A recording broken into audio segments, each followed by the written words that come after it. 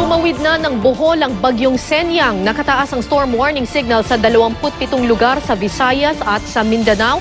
Nakaranas naman ng malawakang pagbaha pati na ng landslide ang ilang lugar dahil sa halos walang patid na ulan. Stranded ang mga pasahero matapos kanselahin ang mga biyaheng pandagat sa mga lugar na apektado ng bagyo. Ang ilang residente puwersahan ng pinalikas. Pero pangamba nila, baka abutan na sila ng medianoche sa evacuation center. Narito ang report. Nagdulot ng malawakang pagbaha ang ika-19 na bagyong pumasok sa Philippine Area of Responsibility, ang bagyong Senyang. Naramdaman ang bagsik ng bagyo kaninang madaling araw sa malaking bahagi ng Northern Mindanao. Sa latest forecast track ng Pag-asa, kikilos palapit sa timog na bahagi ng Bohol at Cebu ang bagyo. Bukas, inaasahang nasa bahagi na ito ng Negros Island. Inaasahang daraanan din ito ang katimugang bahagi ng Palawan sa unang araw ng bagong taon. Posibleng Huwebes ng gabi, lalabas na ang bagyo sa Philippine Area of Responsibility. Sa Misamis Oriental, isang bahay ang tinangay ng malakas na agos ng baha. Isang bata rin ang nasugatan nang tamaan ng kanyang noo ng gumuhong bahagi ng bahay. Nabagsakan naman ng puno ang isang sasakyan sa kasagsagan ng malakas na ulan.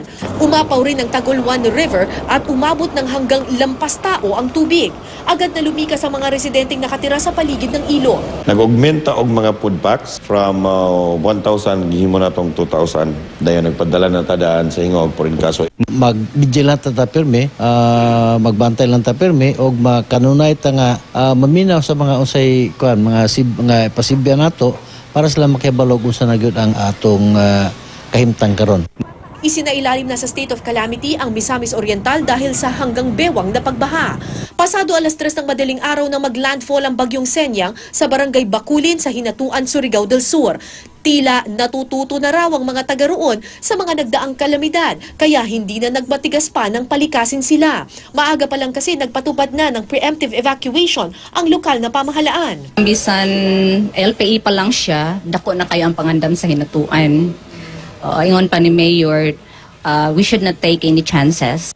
Nasa 1,000 individual ang nananatili ngayon sa iba't ibang evacuation centers. Karamihan sa mga residente nagmula sa baybayin at low-lying areas. Kahit kalmado na ang dagat, hindi pa rin nangahas na maglayag ang mga mangingisda. Kung isulod diri sa sapa, taguan na mo na ibagyo, taguan na mo diri sulod kay likod man.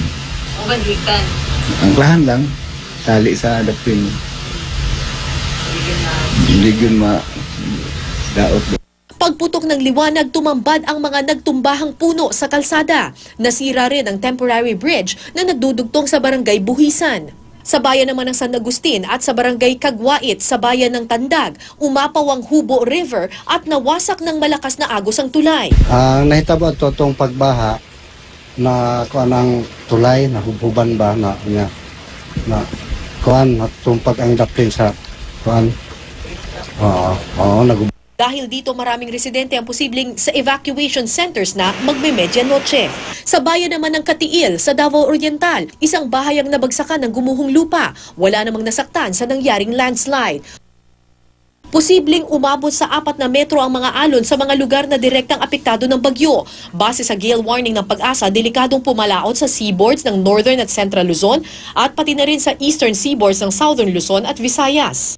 Aabot naman sa 6,000 pasahero ang nagpalipas ng oras sa Pantalan sa Cebu City. Kanselado kasi ang halos lahat ng biyaheng pandagat patungong Bohol, Leyte, Cagayan de Oro, Negros Oriental at ibang mga karatig isla dahil sa bagyong Senyang. Sa kabila nito, may mga pumila pa rin sa ticketing office at nagbabakasakaling makakasakay para makasama ang kanilang pamilya sa bagong taon. Kanselado na rin ang mga biyaheng papunta sa Tagbilaran City, Bohol. Katakot-takot na trapiko naman ang naranasan sa Kidapawan City dahil sa lakas na buhos ng ulan. Nakaranas din ng masungit na panahon ng malaking bahagi ng Bicol Region. Buong maghapong nakaramdam ng ulan ang malaking bahagi ng Kabikulan, partikular na sa Albay. Base sa datos ng The Weather Company, uulanin pa rin bukas ang Visayas, lalo na ang kanlurang bahagi nito. Kanlurang bahagi rin ng Mindanao ang makakaranas ng katamtamang ulan at sa Luzon naman, Bicol Region ang uulanin. Sa Metro Manila, mababa ang tsansa ng ulan bukas. Inaasahang magiging maulan sa pagsalubong ng bagong taon sa Miyerkules at posibleng umulan sa unang 2 araw ng Enero. Aaliwalas naman muli ang panahon pagdating ng Sabado.